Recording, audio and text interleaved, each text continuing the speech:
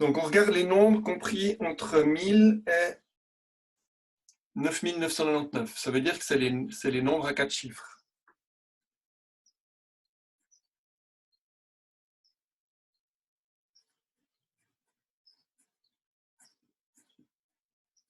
D'accord? Donc, on sait que notre nombre, il aura 4 chiffres.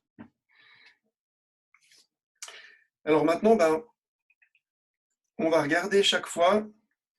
Donc, on doit constituer un nombre à 4 chiffres. Et puis, on va voir un petit peu les contraintes que l'on a. Donc, pour qu'on ait un nombre à 4 chiffres, il y a une contrainte qui est toujours là. C'est que le premier nombre, il ne peut pas contenir le 0. D'accord? Sinon, ça ne fait pas un nombre à 4 chiffres, ça fait un nombre à 3 chiffres. Et puis sinon, a priori, si on n'a pas d'autres contraintes, eh ben, celui-là, il peut contenir les 10 chiffres, celui-là les 10 chiffres et celui-là les 10 chiffres.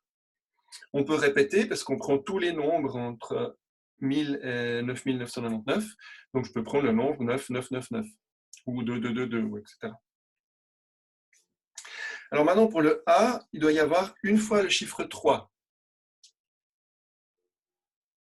Donc si c'est mis une fois, ça veut dire que c'est exactement. Sinon, on aurait mis au moins une fois. Donc en fait, la première chose, c'est placer, la première contrainte, c'est placer le 3. Et puis, une fois qu'on a placé le 3, on regarde, on compte les autres cas. Donc on a combien de manières de placer le 3? On a 4 manières différentes. Ouais.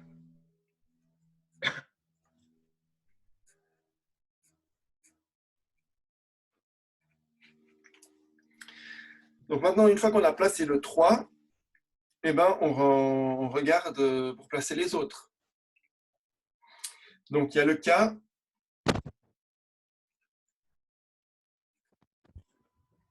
c'est celui-ci.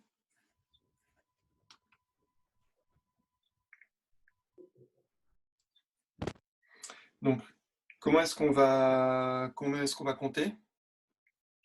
10 puissance 3. C'est à partir de 8 factoriel, non? Enfin, 8, 7, 6. Alors, combien est-ce qu'on a de possibilités ici? 8. Pourquoi 8?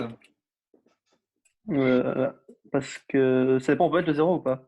Oui. Bah oui. Ah, donc 9 du coup. Alors 10. Parce qu'on enlève le 3. Ça peut être tous les nombres sauf le 3, non? Non, le 3. Oui, sauf le 3, vous avez raison. Ah oui, juste. Donc ça, c'est Du coup, tous. c'est 9.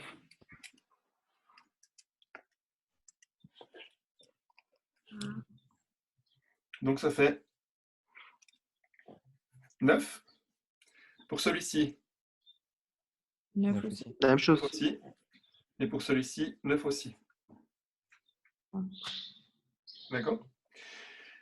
Et puis après, il y a le cas 2 où il est en deuxième position.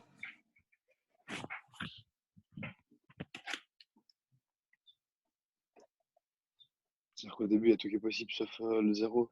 Oui, Et après, donc il y aura c'est combien? 9. Du coup, c'est 8 fois 3 fois 9 fois 9. Oui. 1. Sauf 0 et 3. Excusez-moi, Et puis je maintenant, peux les... ça décaler un petit peu la feuille, s'il vous plaît. Juste pour le. Pardon. pour le- Oui. Pas de souci, merci beaucoup. Et puis maintenant, que le 3, je vais mettre ici, ici ou ici, ça va me donner la même chose. Donc si j'ai